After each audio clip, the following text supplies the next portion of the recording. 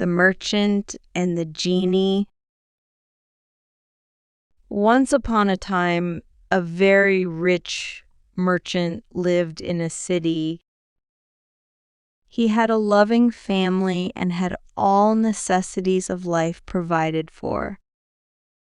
Many a time, he left home to visit other kingdoms to spread his business and make new contacts.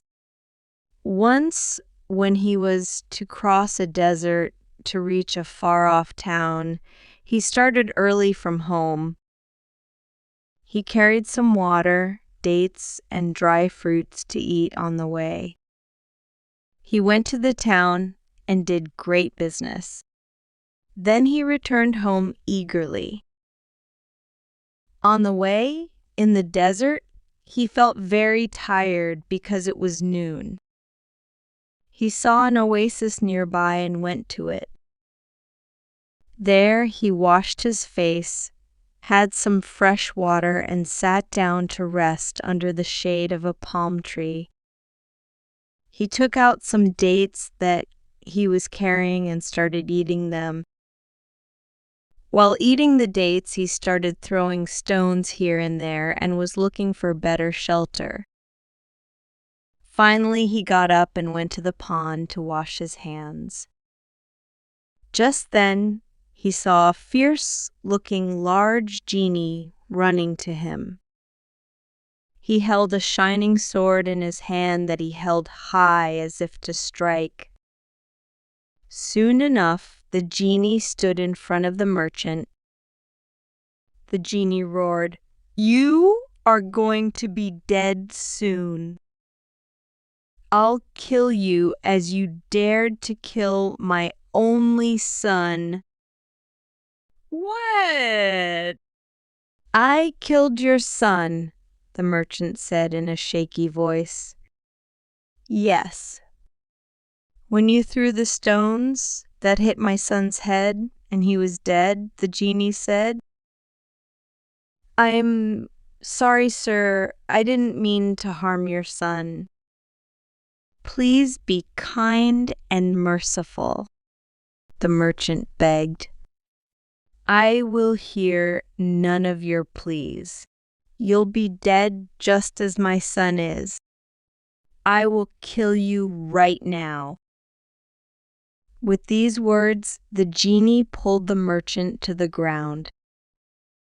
He lifted his hand to strike the merchant.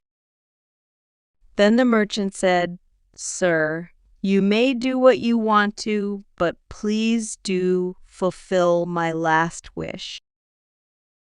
"All right, what is your last wish?" the genie asked. The merchant replied, "Let me go to the city to meet my family for the last time. I'll go to the city, clear all my debts and dues, arrange some money for my family's future life, and give alms to the poor so that I get a seat in heaven after my death." "Oh, that's a lot you ask for. And how long do you need for that?" the genie inquired. "Sir, I'll need at least a year for all this. I promise that exactly a year from today. I'll meet you right here on the same spot. Then you can kill me to avenge your son's death," said the merchant. The genie grew thoughtful.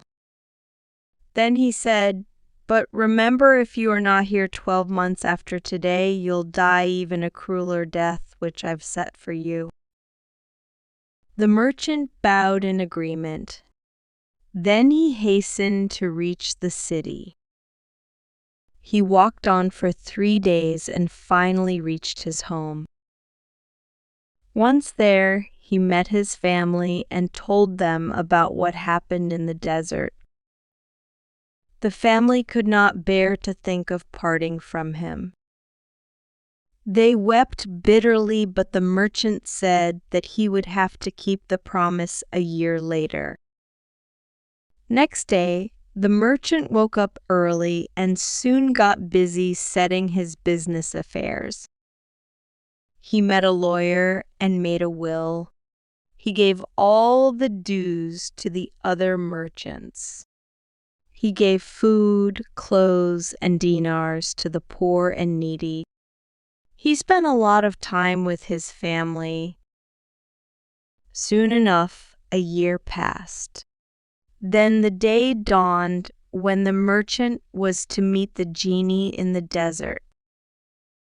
He bid a tearful farewell to his wife and children. He then proceeded towards the desert with tears in his eyes. The merchant reached the oasis. There he waited on the spot here he had last seen the genie. As he waited anxiously, he saw old man approaching him. The old man lead a hind. He came to the merchant and said, "Hello, what are you doing here all alone? Aren't you afraid of the genie that resides in these places?" The merchant greeted the old man. Then he told him his sad story. The old man was curious to see the genie, so he decided to stay and ate with the merchant. A while later, the merchant saw another old man approaching them. This old man was leading 2 black dogs. The old man with the dogs reached them and said, "Hello, others. What makes you sit here in the afternoon sun?" The old man with the hind narrated the merchant's sad tale. The old man with the dogs thought a while. Then he said, "I'll stay and watch the encounter between our brother here and the wicked genie." Saying so, he too sat down with the merchant to wait for the genie's arrival. Half an hour later, a 4th old man came to the spot. He too inquired what the 3 of them were waiting for. When he heard the merchant's tale and the genie's condition, he too sat down to see what would happen.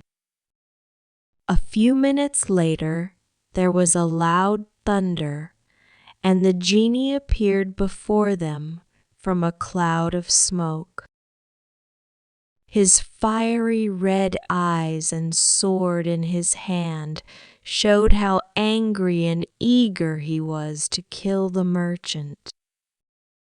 He went to the merchant and threw him to the ground. "So you are here," he roared.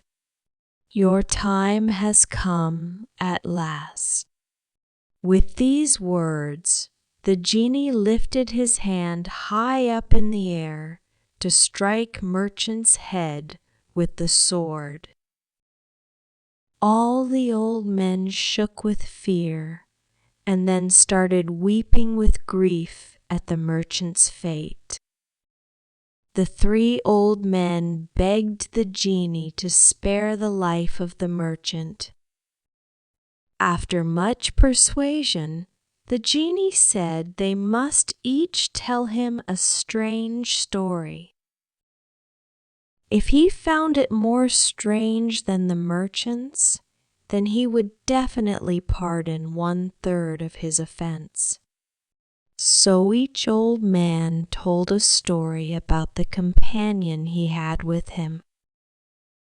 The genie found each story more strange and remarkable than the story of the merchant, so he pardoned the merchant.